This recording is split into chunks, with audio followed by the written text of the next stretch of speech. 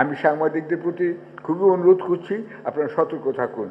এরপরে আমি চলে যাচ্ছি যে আজকের এই অনুষ্ঠানটার ব্যাপারটা, এটা কিন্তু আপনি খেয়াল করে দেখুন, খুবই ব্যতিক্রমী একটা অনুষ্ঠান হচ্ছে, তাই নয় কি? শেখ মুজিবও দেশে ফিরে এসেছিলেন, কিন্তু এরকম তো অনুষ্ঠান হয়নি। শেখ হাসিনাও দেশে ফিরে এসেছিলেন, এরকম অনুষ্ঠান তো তার ফেরার আগে হয়নি। এই যে মত বিনিময় সভা হচ্ছে আজকে তারেক রহমান ফিরে আসার আগে, চমৎকার কথা, কিন্তু এই জন্য প্রস্তুতি থাকা দরকার। খালি এখানে বক্তৃতা দিলেই হবে না। মনে করুন তারেক রহমান ফিরে এসেছেন, সেই দিন একটা বিচ্ছিন্ন ঘটনা ঘটতেও পারে এয়ারপোর্টে, অথবা রাস্তাঘাটে, যে কোনোখানে, অথবা অন্য শহরে। সেটাকেই যারা নির্বাচন বানচাল করতে চায় তারাই সেটাকে সেদিন খুব বড় করে দেখাবে।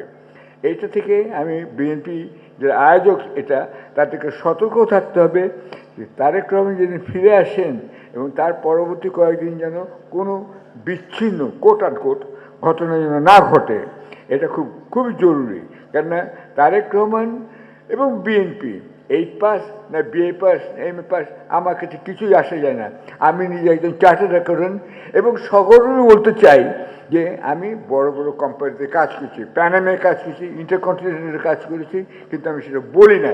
কিন্তু আজকে বলছি এই জন্য, পাস করা কে কী করলো না করলো ইম্পর্টেন্ট না। আমার মতো অনেক চার্টার্ড অ্যাকাউন্ট্যান্ট আছে, আমি হাতের 5টা আঙুল দেখি বলি সব চার্টার্ড অ্যাকাউন্ট্যান্ট এক নয়, আমি এক নই। তোমরা তোমার মতো কাজ করো। আমি সাংবাদিক হবার জন্য চার্টার্ড অ্যাকাউন্ট্যান্ট হয়েছিলাম এবং হোটেল কোনো চাকরি ছেড়ে সাংবাদিকতা করছি, এবং তার জন্য আমাকে বহু দণ্ড দিতে হয়েছে। আমার এক কানে শুনি না, এক কানে দেখি না, এক চোখে দেখি না।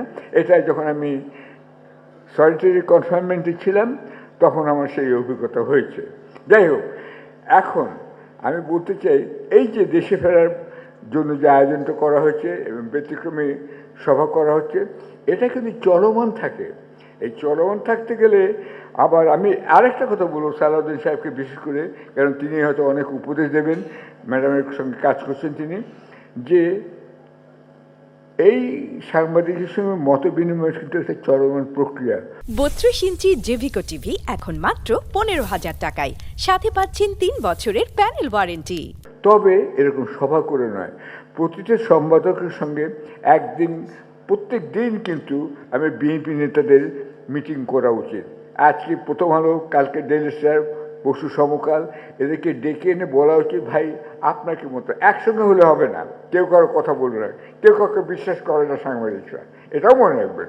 সুতরাং সেখানে হবে কি, একসঙ্গে গেলে পরে গ্রুপ আলোচনা হবে, থ্যাংক ইউ ভেরি মাচ বলে সবাই চলে যাবেন।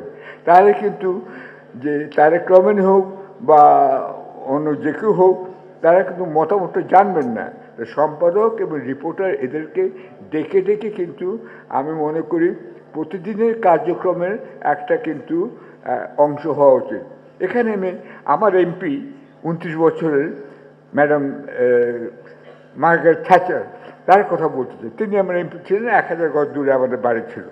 আচ্ছা, তিনি কিন্তু দুটো ক্যাবিনেট ছিল তার, একটা হচ্ছে সরকারি ক্যাবিনেট যারা এমপি থেকে হয়েছেন, আর হচ্ছে তার কিচেন ক্যাবিনেট, দেশের সেরা অর্থনীতিবিদ, সেরা ব্যবসায়ী, সেরা সম্পাদক, এদেরকে ডেকে নিয়ে বলতেন এই ইস্যুটাতে আমার ক্যাবিনেট তো বলল এই মত, আপনাদের কি মতামত।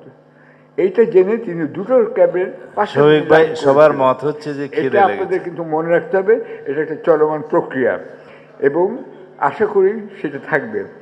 আর সবশেষে আবার আমি ধন্যবাদ জানাতে চাচ্ছি অন্তর্বর্তী সরকার, যে এখন পর্যন্ত ডলারের দাম ঠিক রেখেছে, কেন সেটাই আসল কথা।